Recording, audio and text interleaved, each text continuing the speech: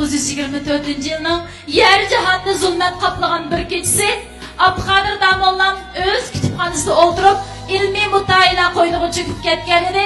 To'satdan bir shabi anglangandek bo'ldi-da, Domollam kim degan ovoz bilan tang orqasiga qarab ulgurmasdinla sham yo'riqida vol-vol qilgan bir zaharli pichoq olimning ko'ksiga sanjildi.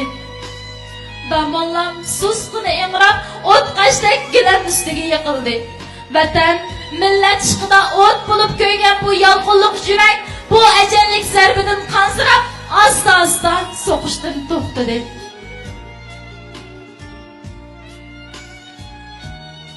Mana shundoq ulug' olimlarimiz, tövbekor ajdodlarimiz tug'ilib o'sgan bu ona diyorimiz uchun biz nimalarni qila oldik?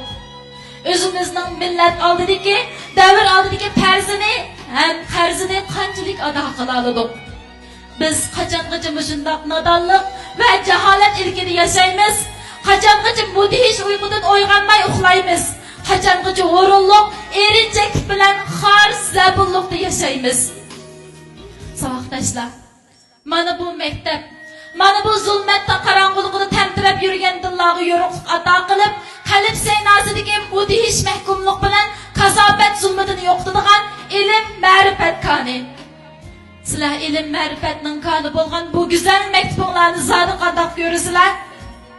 Sizlar har kuni atiganda xuddi turmaga ilib ningilgan noyachilarga o'xshash bo'yninglarni so'ragandek sinfga kirsizlar. Kirsizlar yo'q, qilchilik bilim olishni rizochiligingni yo'q, fursat bo'lsa o'ynashni, uxlashni xohlaysizlar. Ba'zilaringlar hatto dars tashlab, to'rxonlarga berib ko'ngil ochsizlar. Qilchilik o'rganish qilishni xohlamaysizlar. Endi shundoq illatga savoqdoshlar, sizlar obdan o'ylab baxtinglarmi?